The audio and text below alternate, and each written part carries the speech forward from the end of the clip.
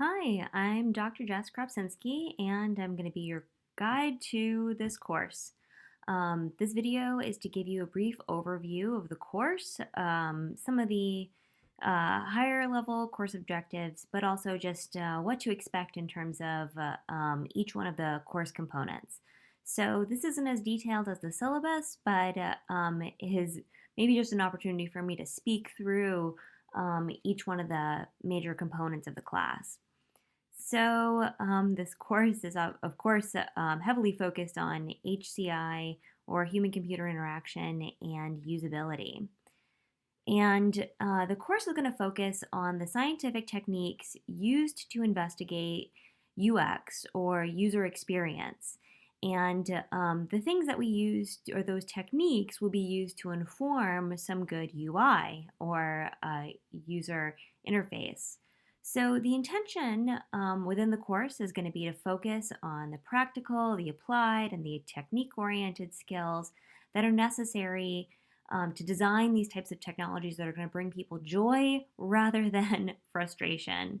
So, here I'm trying to say that I want you to not only be able to understand these concepts at a higher level, but we're going to slow things down rather than go week by week and push through various techniques quickly.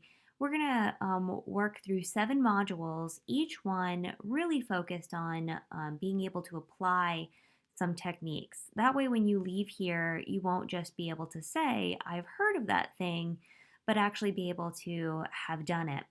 So I hope that you're going to be able, or you will learn how to rapid prototype. You're going to learn how to evaluate multiple interface alternatives.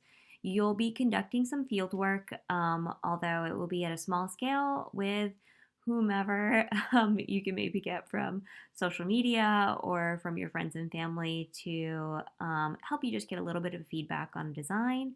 And you'll be using the feedback from that experience to enhance interaction design that's essential to good information technology. So, since so much of this course is hands on, one of the major components of this class is going to be your usability lab assignments. So, there's going to be 7 of these, each worth 10% of your grade. And the goal is for you to become familiar with applying the concepts that you're learning. So, in the first week, you're going to do a preliminary evaluation of Canvas.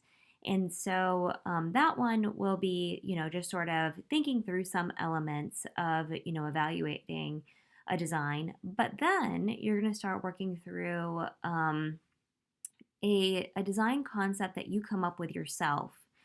And through multiple experiments, you will be getting more information about a particular design that you come up with. So the final culminating project is only going to be worth 10% of your grade, and it's going to be the presentation of your usability report. But rather than having you talk about everything that you learned in terms of the usability of your design, I'm going to ask you to just present the most interesting notes from the various labs that you completed. So you'll be coming up with initial design, and based on some of your experiments, some of the feedback that you get, you're going to change your design over the course of the semester. And so this final report is not only going to be, talking about what was usable and what was not usable, but what you learned, what were the major takeaways, and how might you change your design in the future, and what pieces of those experiments allowed you to come to that conclusion. So 10% of your grade is going to have to do with leading class discussion. And this is going to take place in an audio or more of a podcast format, really.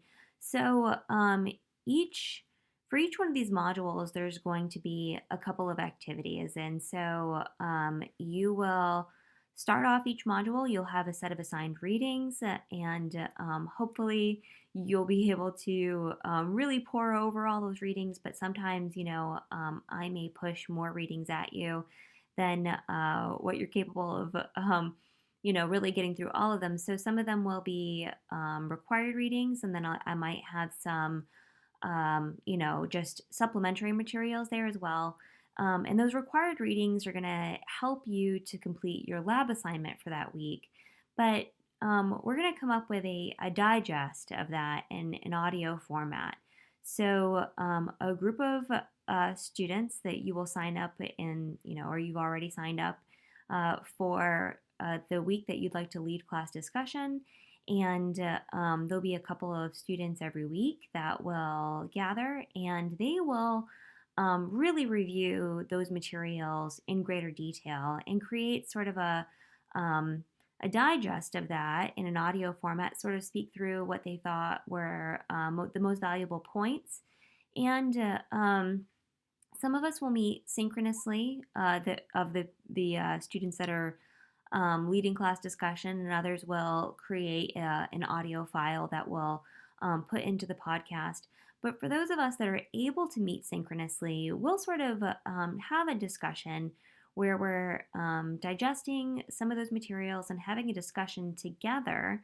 And so that will be that time that we lead and go into a greater detail of those readings for the rest of the class. And so I understand that we all have very busy lives, and so these recordings or audio podcasts will be they'll be shorter than probably what it takes you to read all of the readings. But sometimes there's all different types of learners. So the hope is that you'll be able to read it, to listen to people discuss it, and then you're going to go out and you're going to do it with it when it comes to that lab. So so that'll be part of one of the ways that you'll be learning about these materials. And to keep you accountable for those reviewing those weekly materials, I've incorporated one part of your grade that's associated with that. So 9%, about roughly 9% and roughly 1%, so 10% overall of your grade is going to be class participation in quizzes. So these quizzes are going to be brief. There'll be 7 of them. They will hit the high points of these articles, and it'll be the points in the articles that are covered within our audio discussion. So shortly after that audio, or at the same time that the audio discussion is posted to Canvas, I'll also come up with a few questions based on that were, those high points, and I'll post a Canvas quiz based on that, and they'll be multiple choice, true and false, sometimes a brief essay question or so, but just very, very brief. And this is to supplement, rather than having you do a class discussion post week to week, which I find in online classes sometimes, the way that we have a discussion face to face almost takes less effort than an online discussion where you feel the need to write an essay about the course materials. So I don't want an essay from you each week. What I want is I want to make sure that you're held accountable, and so the quiz is to hopefully keep you reviewing those materials that you'll need to complete your lab assignment thoroughly and be familiar with those concepts.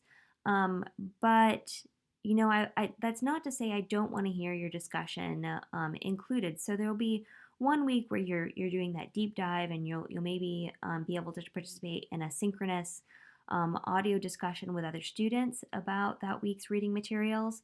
And in the off weeks, you may not feel compelled to contribute to that ongoing discussion authentically through questions or comments. But my hope is that at least once you'll raise a question and to raise a comment. And so I'm holding you accountable to definitely do that, to definitely raise a question, about the things that are happening in that podcast, or to raise a comment, and we'll share that out in that format for everyone to hear. But and you may want to raise questions more often. You may want to comment more often, but I don't want it to be out of a sense of obligation that you do that. I want you to do that because you are genuinely interested in the materials.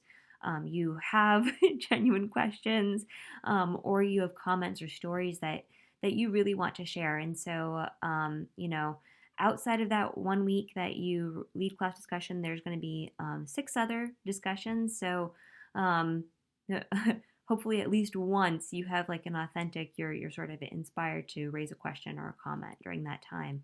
And so obviously if you're never inspired, if you're if you lose out on that 1% of your grade, you're it's still possible for you to get an A plus in the class. So, but the hope obviously is that you are inspired. So, so that is the overview of HCI and usability, the course. I hope that you enjoy and that you get some really good insights based on what you learned through your lab assignments. And I think that you're going to find that your whatever you create, your design, it doesn't just have to be a grade for this class. It could be something that you're already doing for work.